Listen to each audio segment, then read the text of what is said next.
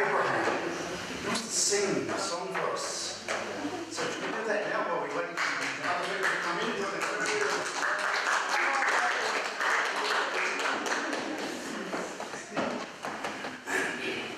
Praise hallelujah.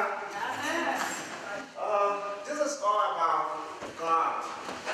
I think we appreciate you, God. You people, most privileged, the Uniting Church branch in the Grove Uniting Church. They are our custodians. They're taking care of us. Some of us, we have no mother here, no father, no relatives. But in the Lord, we feel that we have relatives. And they take care of us like their own children. So, wherever we go, we always like to glorify the names of the Lord. Because all of this wonders, what we're just coming from going around seeing them, is because of the grace of God. God gave her the knowledge. When in retrospect, the first speaker came and said that God gave her the dominion over every creature. And so that's why we have to praise His name in Jesus' name. Amen. So the song I'm going to sing, it says that in the name of Jesus, there is power. In the Spirit of God, there is love. If I tell you this word, will you like to believe? If you believe it, come and enjoy Jesus with me. Hallelujah. In the name of Jesus, there is power. In the Spirit of God, there is love. If I tell you this word, will you believe? Come and enjoy Jesus with, oh hallelujah. In the name of Jesus, there is power. In the Spirit of God, there is love. If I tell you this word, will you believe? Come and enjoy Jesus with, oh hallelujah. In the name of Jesus, oh there is power. In the Spirit of God, there is love. If I tell you this word, will you believe? Come and enjoy Jesus with me. Praise hallelujah. Amen.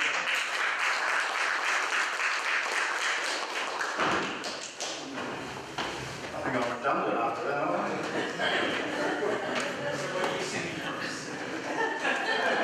Please no.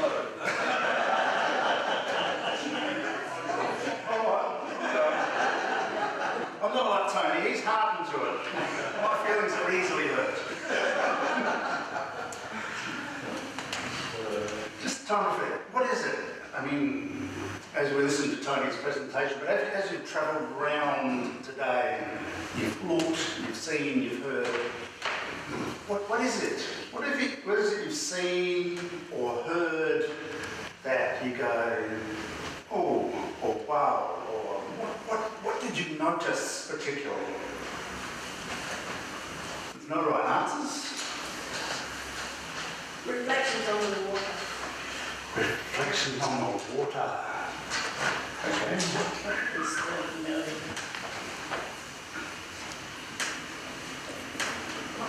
I see a lot of big companies having a lot of multinationals.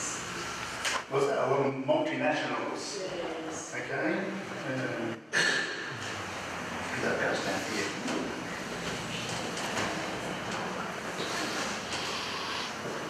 It almost seems as if some of the direction, okay, it almost seems like some of the direction, some of the possibilities for people to do things locally is being taken from them.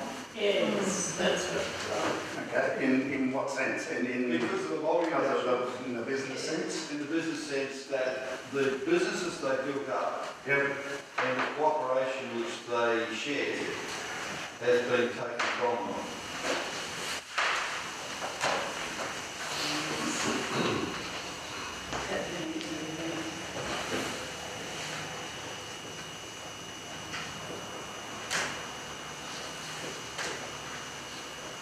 Yep. Something else. And concerned about the water situation in the Riverland. Concerned about the water situation. Okay, yep.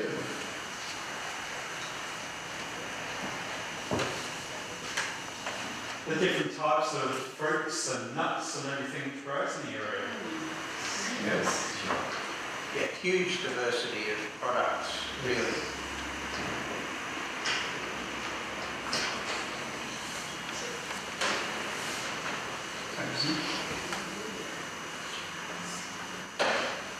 Yep. And there is togetherness and understanding in a community.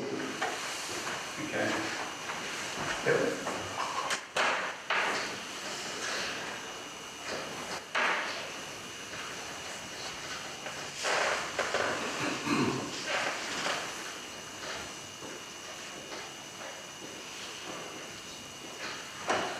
You haven't worked out my notation yet. This C is community, E is environment, H is horticulture, and B is business.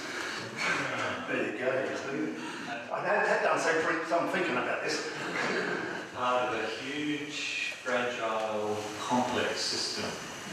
Yeah.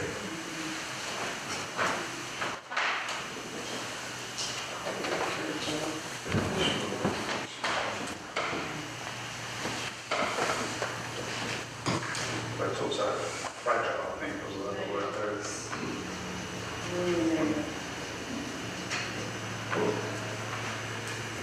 there. While the business has been taken from them, at the same time the attempts to find other solutions is being continued to be pursued. Because the people aren't giving up easy. No, okay, yep. Now the next somewhere, I think. And yes, the river to me seems to be central to the community and to prosperity. If you've got water, you've got life and you've got successful agriculture. Yep. So, what's right? The river is in the middle of it now. It's sort of is essential for all those things. And I mean, in essence, we live in the desert, you know, and it's only because of the river and the water we can take from that it gives the power for communities and business and horticulture to be there. You don't have to go very far from the edge of the river to see, but it's desert. That's what I really meant with the concern about the water. Yep. You know. Yep. Someone is there. Sorry, Sid. Each tree has a job to do. Each tree is productive in some sort of way. We got it. Yep. And so hence showing us the need for trees, whether it's producing fruit or whether it's holding the soil together and using water in some way. Yep. Abraham, you want to say something else? Yep. Well, there is togetherness and understanding, and I believe the community welcomes any person from any different background, any nationality. Okay. Yep. Okay. So it's welcoming community. Yep. That's one thing we believe about ourselves, you know, particularly in our congregations and in our church, that we're welcoming of all sorts of people with diversity. But that's right. It's how come Tony and I get to be. Lynn. I think what struck me most was a sense of the resilience of both people and environment in an economically and environmentally precarious situation. Yeah. So resilience in both there and in the environment. Yep. Resilience and precarious.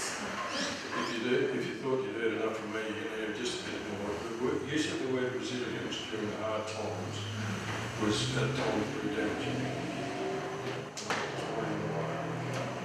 If you were to say to me, Tony, you are a very resilient person. Now, I fell on hard times, and through tough moments, but that's something. If I get to the tough moments, and I'll bet I'm resilient. And then I start not looking for help. And I start saying, God, it's only me. to be resilient, and I should be able to manage that, and it becomes very quickly downhill spiral.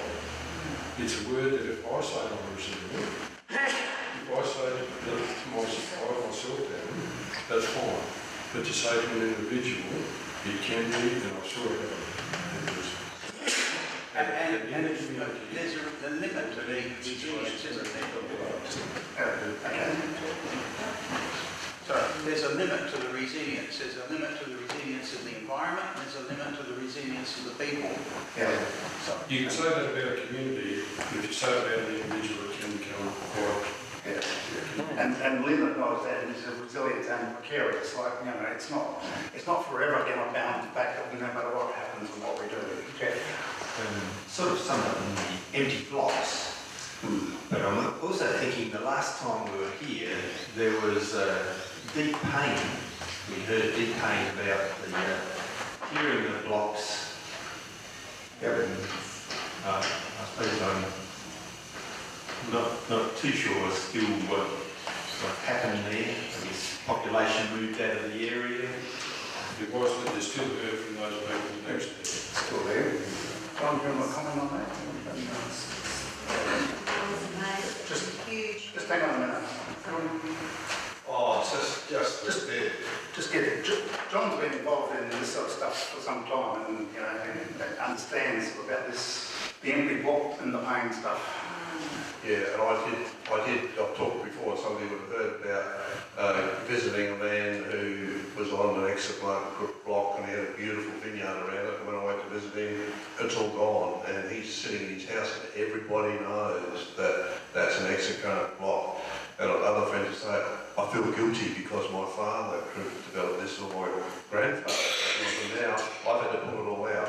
So there's a lot of pain, and I think even though they're eligible now, as Tony said today, to be reused if they can find some water, I think there's still a lot of pain and a lot of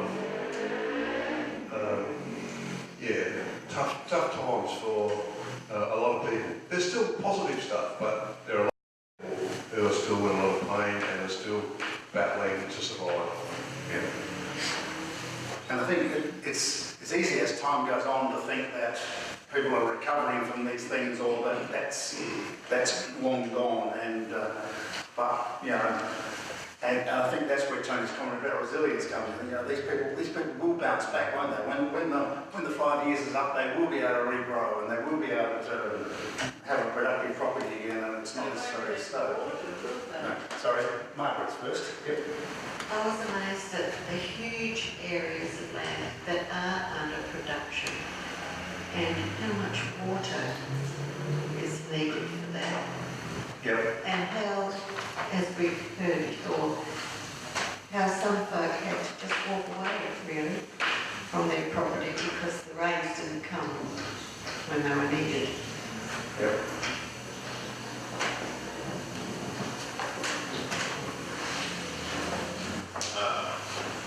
As for me, I'm part of the agricultural industry. I'm very much impressed with the innovation they bring to the work on the field, especially the distribution of water, the sprinkler system, it amazed me, they get me, way on top of confused how the water is being distributed. Yep.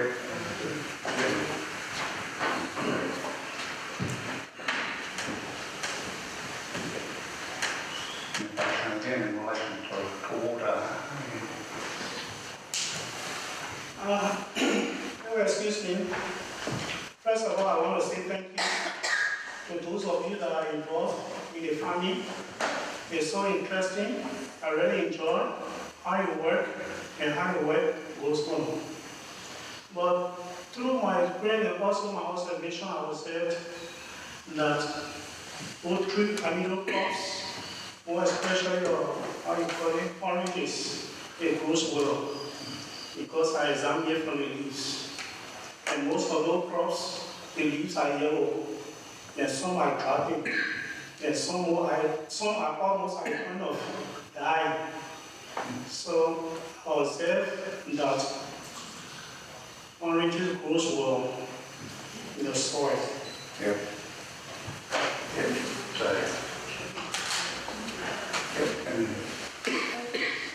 I'm following on from what the gentleman said. I'm so sad that there are so few orange orchards up here now. Because, you know, they just had to try something different, haven't they? Yep, that's right. So you want to, perhaps Tony might comment about that. Yeah, I'll just make a quick comment on that.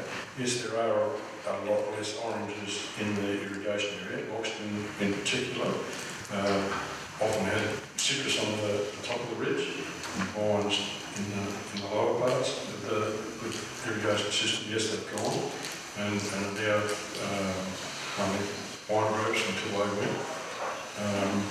I think I said when we were heading out that way before we got to the palm place, there's a Slora citrus. That's a very big, quite a big plantation, and it's only one of several that company own. So there's some quite big plantations going north of Barmera in particular.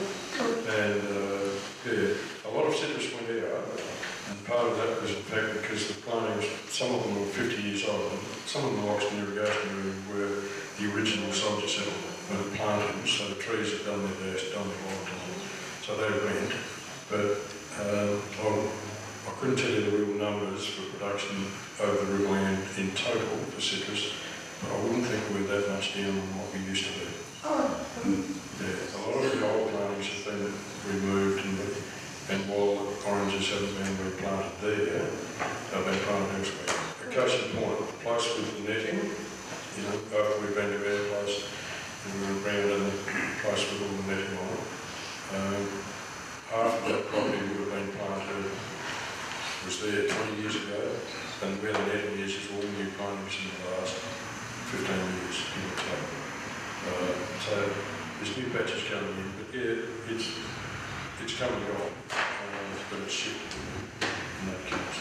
That's encouraging. Tony, why is that netted, Tony? Why have they put the netting over those oranges? Sorry. The netting is in fact for several reasons. I think, yeah, I'll try to tell you most of you. The netting is for reduced wind damage. Wind causes blemish on the skin. Doesn't affect the inside of the fruit, but the outside's got a few marks on it. Probably by some people think that's affected the inside. So to reduce the blemish, skin blemish, to go from 60% back out to hopefully 85-90% back out. It's also to reduce bee pollination access. There's some varieties under there, if they are cross-pollinated, they will develop seeds. If you can keep the bees out, reduce the pollination, which means you reduce the seeds in the fruit. One of the third reasons was supposedly using less water onto the tree. On the downside, it's suspected that it may increase the possibility of pest and disease problems because it may be marginally making less wind disturbance to keep pests moving on, so that's price management. It would cost a lot of money to put it in and maintain it. Yeah, just a quid or two. Yeah. And one of the reasons there's a current change in where things are growing is that in the modern days long ago, just about every block was a fruit salad block, more like Tony's got, and everyone had the variety of stuff. And those blocks are more difficult to be productive financially in today's climate. So people have tended to move to single varieties and larger properties, and so where there were once oranges growing here and there and everywhere, they're not necessarily growing here, there and everywhere, but in bigger patches in other places. John, you want to make a comment? I was just going to... You're right. All right. It wasn't. Can't see that blood.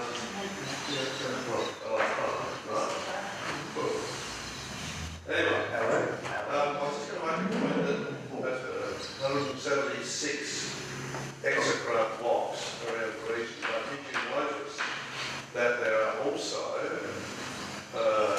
some blocks with just dead trees on them. They're not exocraft blocks. So there's another group of people who have just stopped watering or walked off. So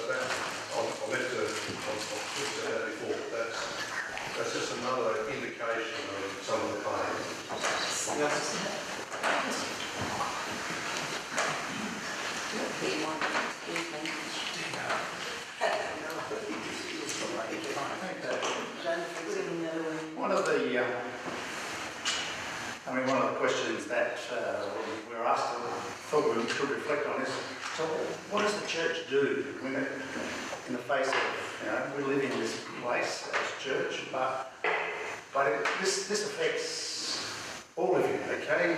The quality and the volume of the water that gets down the Murray affects your lifestyle in Adelaide too, and the way that produce is grown, and the health of communities in this place matter to more than just the people who live in this place. And so in thinking about today, I look back through some of my notes, because in a previous life before coming here, I worked in the mission resourcing area and found a couple of things that the church had done in past years, and particularly at the time of the height of the drought and water shortage here. I found notes of a meeting where rural ministers from all over had gathered with the then moderator, Graham Borza, and talked about how the church might respond. But I found notes of a meeting where several of us came up here and met with key leaders of some very Barmera congregations back when Carol was here in ministry, and some of the things that we talked about then. And we did provide extra finance to Carol because she was helping lots of people with handouts, and many of them were coming out of her own pocket, and we funded her to be able to do that. We established through our camps and conference centre the ability for people to take a break from rural areas and have some free time staying in one of the accommodation places. I can't remember, there was, I could tell my notes, but there were things that we tried to do as a church. Around that, one of the things that came out of that conversation up here was a group that meets here in Barmera called Secret Men's Business. And I can't tell the rest half of you about it because it's Secret Men's. But if Ron Harris is not here with us anymore, Ron was an instigator in that. And it was a set up that men that he knew, particularly around the place, who were struggling and things, he'd run activities where they can come together and find some support and some encouragement and have some time out together from the stresses of their work.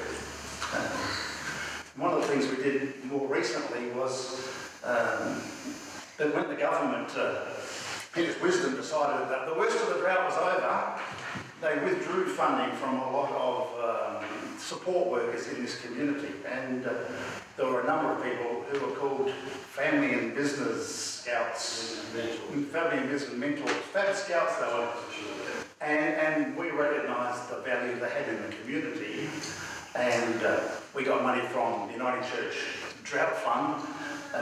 We applied to them, and I was told, yeah, we can give you some funding if you can raise $500 up here. Well, I think we raised about $3,000 or $4,000, not just $500 of our local money. And so these were people who went out and they would just go cold calling on a block where an exit grant had been taken or where half the orange trees were dead. They would knock on the door and sit down and talk with the grower and say, what is it you need to get yourself ahead in this world? What is it? How can we share your pain? And so we were able to fund their work, help fund their work on a continuing basis for some time longer than it would have gone. So as a church we've attempted to respond, but nevertheless we recognise there are many people out there. There are people, we get people coming in here asking for emergency relief help, and they're more often people who are on sort of welfare handouts. The sort of people that have taken exit grants and things who are sitting there doing it tough out in the blocks don't easily come knocking on our doors and to ask for handouts. And how do we reach some of those people in one of those conundrums we've wrestled with? I don't know, what else have we done as a church? John, Tony, David, you?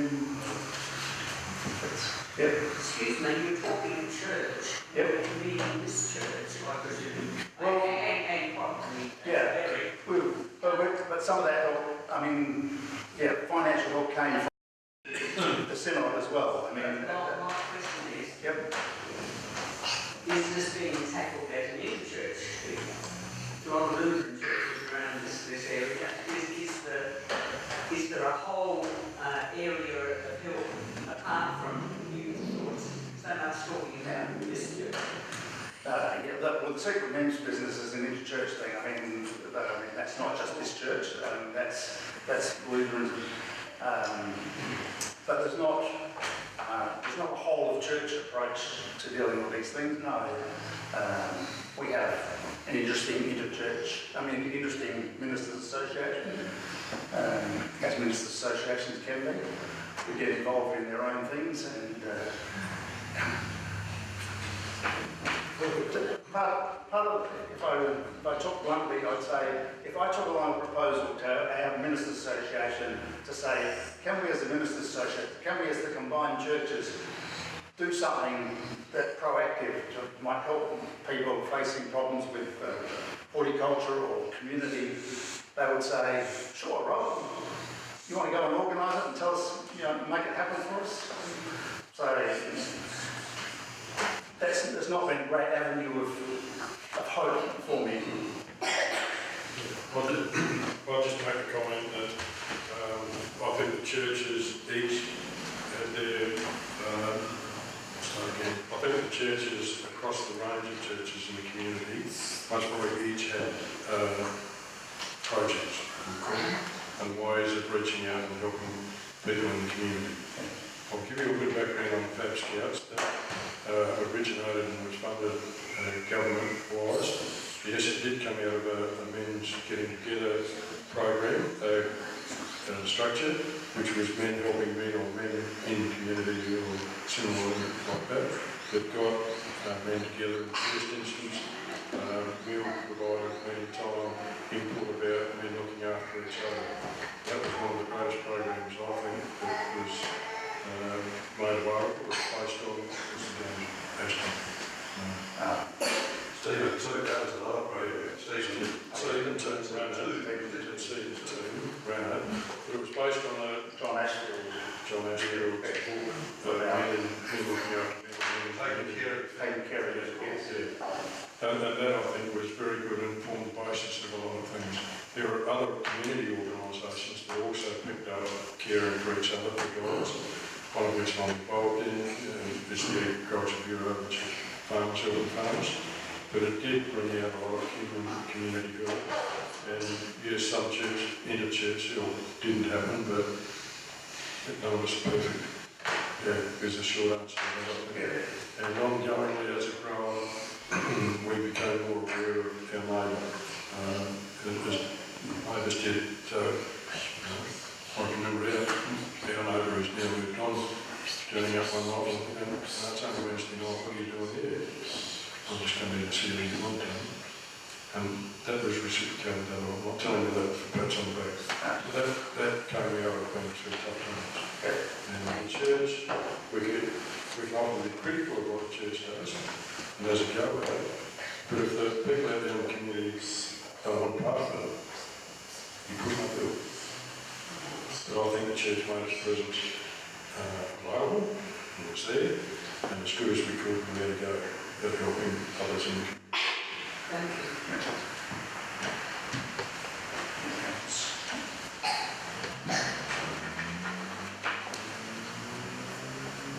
Yes, well, we were still under observation of things that we saw when we went on a tour.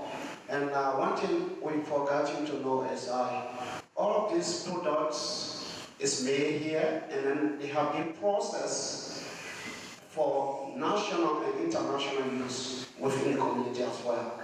Yeah, so one of the things I've observed that. Yeah, so things like that local product, well, we've got a business here, but local products going national and international. And, yep.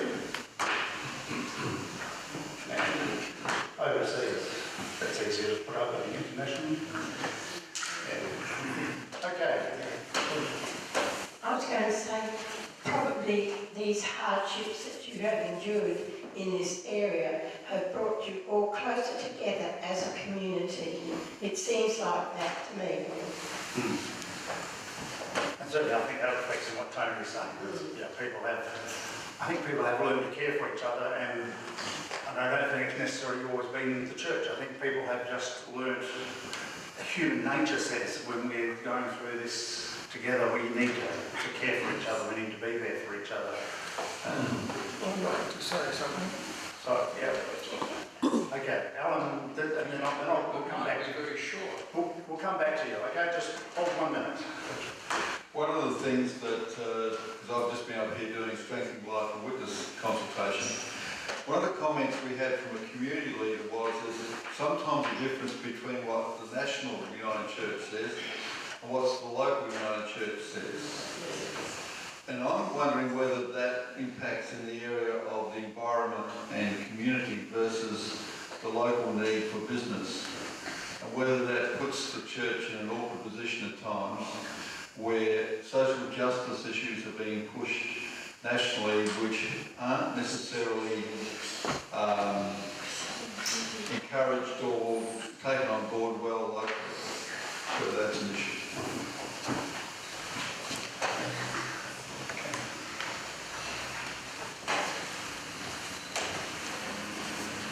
Well, I think it all boils down to one thing, and that's growers' dedication with the help of the water and the help of God.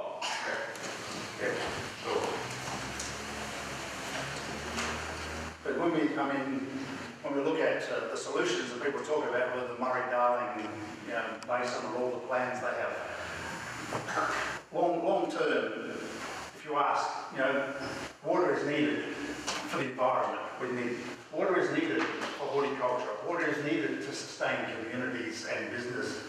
And the reality is that there probably isn't enough water to go around, and so everybody needs to bear some of the pain of how do we reduce, how do we use what we've got more effectively and things.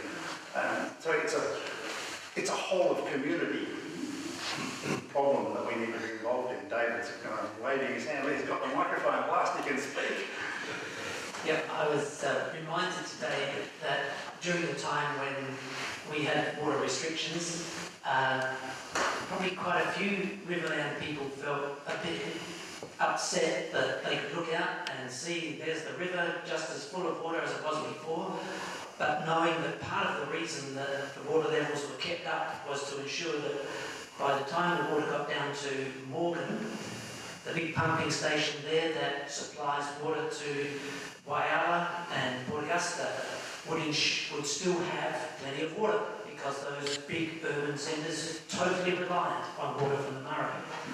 And when you get down to Manham and the big pumping station there that pump water to the Adelaide reservoirs for Adelaide, and got local growers here saying we only got 20% of our water allocation so that those people in Adelaide can still have their showers and big bath and know that they have plenty of water. Yeah. And as I read in the advertiser the other week, Nathan reminded us this morning, you can't believe everything you read in the advertiser, but they were saying how it's much cheaper in Adelaide to draw water from the River Murray than to use something like a desalination plant. And so politically, people are going to go, there's less political pain, there's taxation pain on people for buying water in Adelaide if we keep drawing water from the river.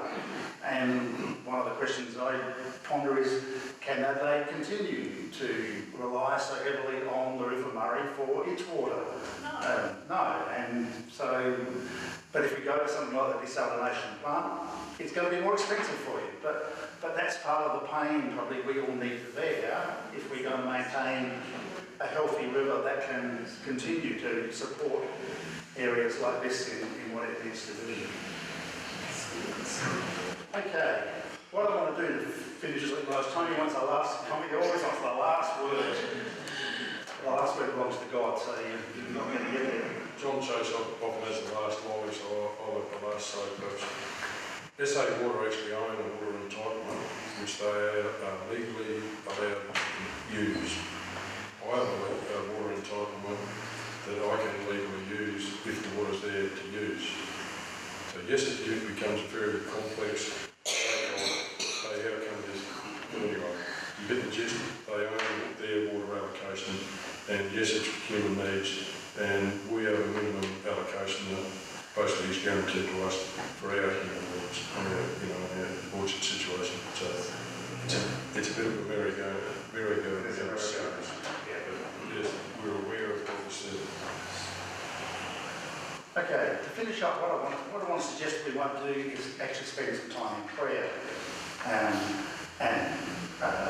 There are issues here about sustainability of environment, community, business, all those sorts of things, and anything else you may have seen and heard today. So I'm going to suggest that you just, these chairs don't easily turn around, but if you could just turn yourselves around somehow in little groups of 3 or 4 or 5, and just for a few minutes, just remember, just pray to God about whatever situation it is that you want to offer to God out of what you've seen and heard and experienced and felt out of today.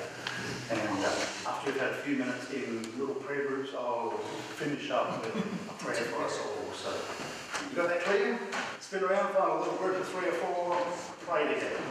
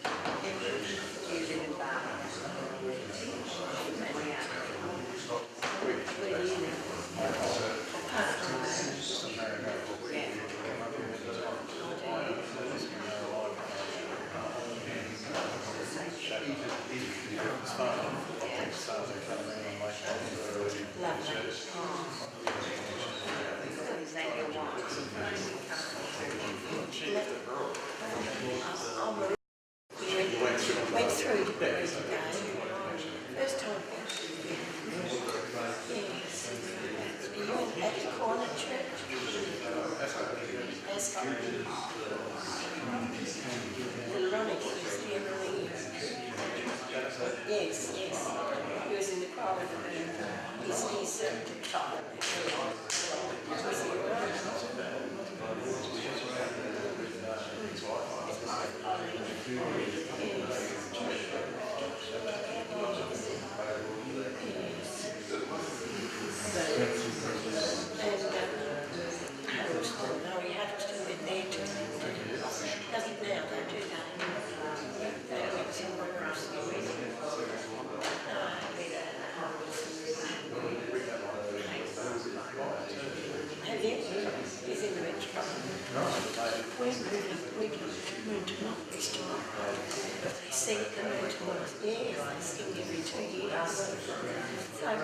One day, moved to Lawrence next.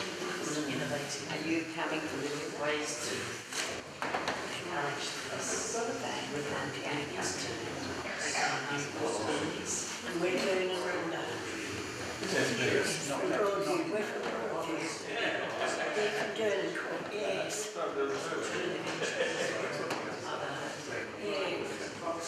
Come in the basket, Jim. Hello, Lorraine. Oh, I see. It's nice.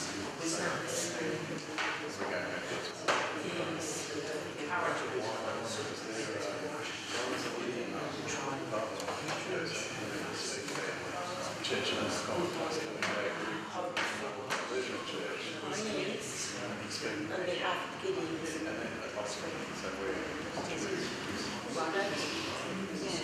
We've done that.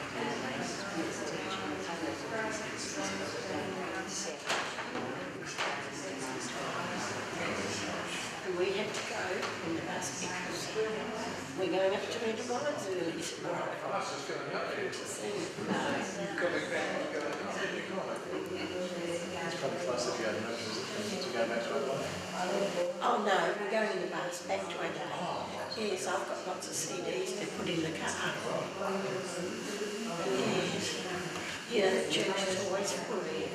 Always full. No, at Moon to Mines for the Cornish Festival. Well, my mother's mother was my mother's mother was Oh yes. Up there, where is it? Oh, did they? That's the Cornish people do thing. Okay, connection to root. Yes, yes.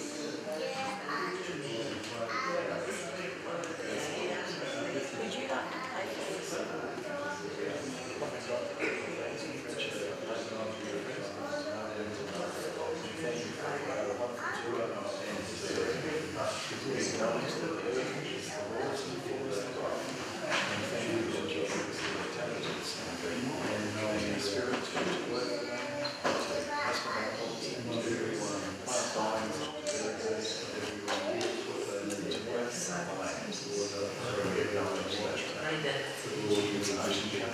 This congregation of the others. Through hardship, communities come together. Thank you that churches care about their neighbours so much to visit. I was in your story and I got the idea of church, churches around the state. No funds available, so it could be shared with people during great hardship. Let's come together and pray. God of grace, on this weekend we recognise how your Spirit came in power at Pentecost to empower those early disciples to be bold and to go about the business of your kingdom. And God, we recognise that this business today is about your kingdom, about the world you have created, about human community, about human productivity, about being a neighbour. All of these things impinge on what it means to be in your kingdom.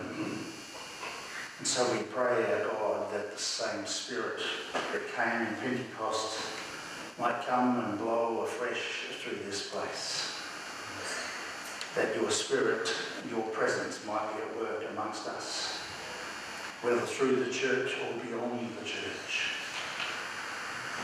That those who have needs, those who feel pain, those who are seeking direction, those who are grasping for hope, might know that you are there for them, to guide, to lead, to direct, to comfort. So we pray, our God, that all of these prayers we have prayed together this day may be swept up through your Spirit and may be inspired by your Spirit to flow back through our hearts, through our lives. That indeed we might make your presence felt in this riverland, with all of its needs, all of its joys, all of its cares. And so we offer all of our prayers to you in and through the name of Christ. Amen.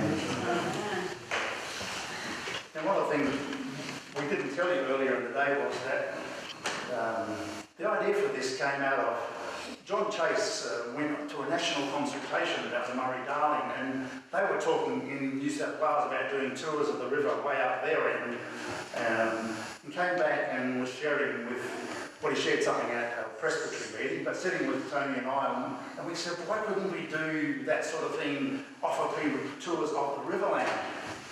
And nothing had really come of that, and until the Community Outreach Network said, we want to come and visit. And I said, hey, guys, wouldn't this be a good idea to use these people as guinea pigs? So you, in fact, have been guinea pigs for us on this concept of offering this sort of exposure to wider groups, and hopefully that might still come to fruition out of today, that our learnings from today might help us to be able to offer a similar tour. And Tony's already had an offer from the bus driver to be a tour guide on his company.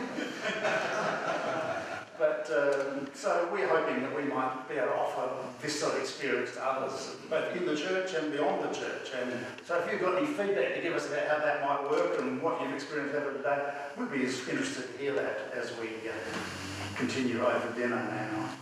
So that's the end of the formal program for today.